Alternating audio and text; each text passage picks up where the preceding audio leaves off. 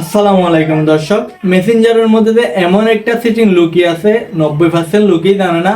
চলুন আপনারা স্ক্রিনে লক্ষ্য রাখুন, আপনাদেরকে নিয়ে এই সেটিংটা শিখিয়ে দেব।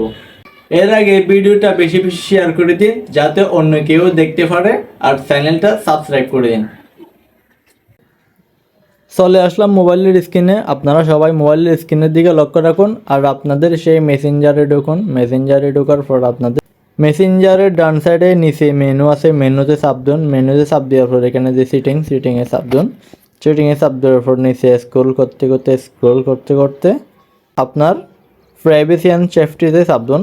প্রাইভেসি অ্যান্ড সেফটিতে চাপ দেওয়ার পর নিচে একদম নিচে এই যে অ্যাক্টিভ স্ট্যাটাসে চাপ দিন।